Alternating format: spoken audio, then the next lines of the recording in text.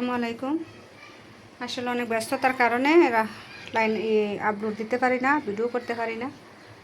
তো আমি প্রেগনেন্ট, আসলে একসময় ভালো লাগে, একসময় ভালো লাগে না, মন মানসিকতা, তাই এগুলো আর করা হয় না। অনেক কিছুই বাজার হাট করা হয় কিন্তু করতে পারি না, ভালো লাগে না, সে কারণে। তো আজকে আমার বাবা আসছে, এই যে জালু কুমড়ার পাতা নিয়ে আসছে বড়া খাওয়ার জন্য। ওই এর আগে কাঁঠাল নিয়ে আসছিল, তখন জালু কুমড়া দিছে। আমি বলছিলাম যে কটা পাতা দিয়ে দিতি, আমার বোনের আম্মুর বলছিলাম মা কটা পাতা দিয়ে দিতা। আসলে তাড়াহুড়ো করে আব্বা গেছে গা, দিতে পারে না, খেয়াল ছিল না, তো এবার দিয়ে দিছে।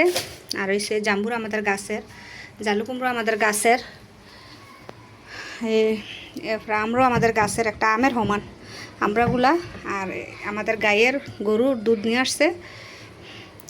তো বাবা মারা যে আসলে কত কিছু নিয়ে আসার চেষ্টা করে, যে পারে না সব কিছু বস্তা বইরা নিয়ে আসার। আব্বা আসলে অসুস্থ,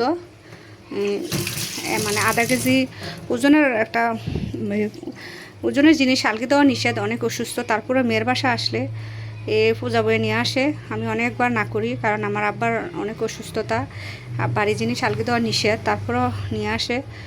তো আমার তো আর বাই নাই যে নিয়ে আসবে কেউ সাথে করে। তো আমার আব্বাই নিয়ে আসে আর বলে আমি যতদিন আছি এতদিনই। আর আমার রাস্তাটা অনেক দূরে, কুমিল্লা থেকে ব্রানবেড়ে আসে। আর এখন তো ফ্লাইওভার করতেছে কুমিল্লা থেকে করতেছে না, আমরা ব্রানবেড়া থেকে আখারও রাস্তা পর্যন্ত এই দিক দিয়া অনেক রাস্তার কাজ ধরে রাখছে। রাস্তা অনেক খারাপ, আসা যাওয়া অনেক কষ্ট। তারপরে এত কিছু নিয়ে আসে। আসলে বাপ মারা থাকলে মেয়েরা ছেলেমেয়েরা কত কিছু যে নিয়ে আসে, কত যে নিয়ে আসতে চায়, আর না সারা দুনিয়াটা নিয়ে আসে। আমি না করি তারপরে নিয়ে আসে, তাই আর কি। আর আমি তো অনেক অসুস্থ, সে কারণে আপলোড দেওয়া হয় না, সবসময় ভালো লাগে না, সে কারণে। আপনারা আমার সবার জন্য দোয়া করবেন। আর সবার বাপ মা জানিয়ে হাতরতে বাঁচালে সবার জন্য যেন সবাই করতে পারে, দোয়া করি।